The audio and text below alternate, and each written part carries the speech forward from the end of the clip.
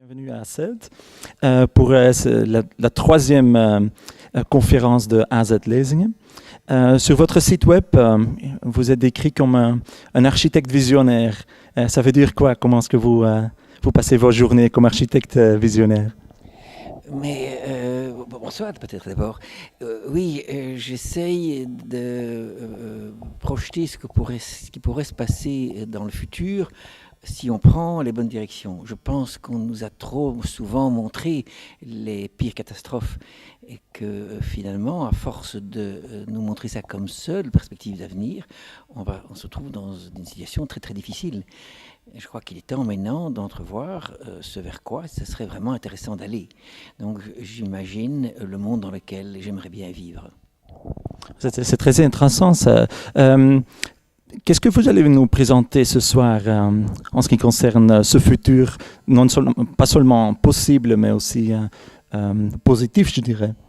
Et je vais essayer de vous montrer la sensibilité de quelqu'un qui veut s'exprimer en tant qu'artiste, c'est-à-dire quelqu'un qui est sensible au monde dans lequel il vit et qui a décidé d'utiliser un média qui est le sien.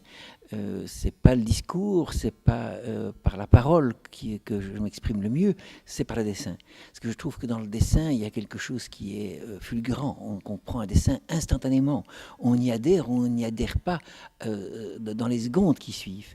Et un dessin raconte tellement de choses en peu de temps.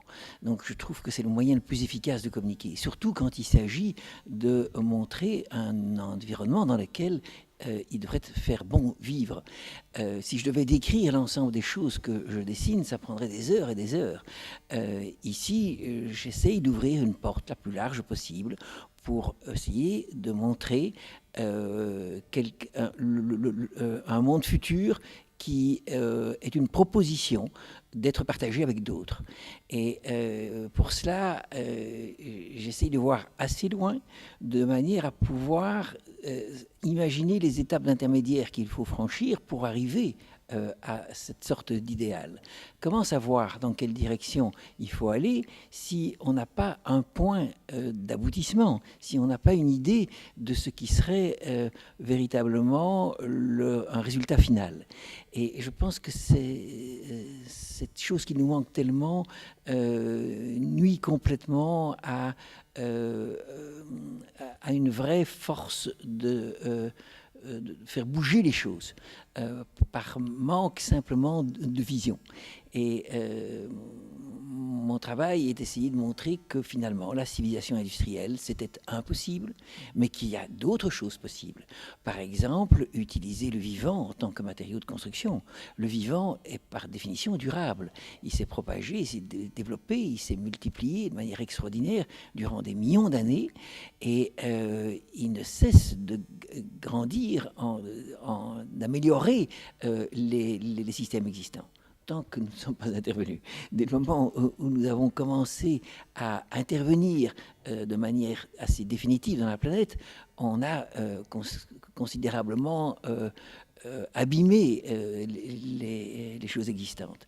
Et essayer de comprendre maintenant comment on peut se réconcilier avec notre environnement et travailler en synergie avec elle, en complicité, en harmonie.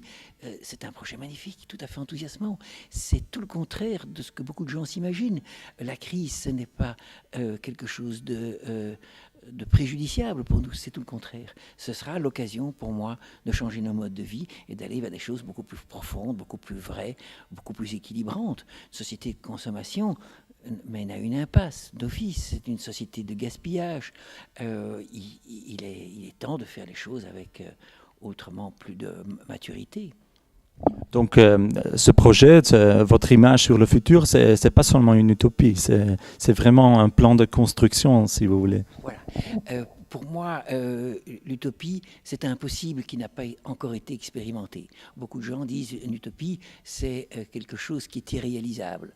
Pour moi, ce qui est irréalisable, c'est de penser que nous pouvons être dans un système qui est en croissance continuelle. Ça a une limite Et la limite, elle est devant nous, puisque on consomme 1,5 fois ce que la planète peut produire.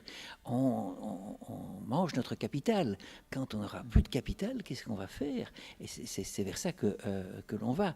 Donc, essayons de retrouver des manières de fonctionner vraiment tout à fait différentes. Merci bien, Monsieur Scott.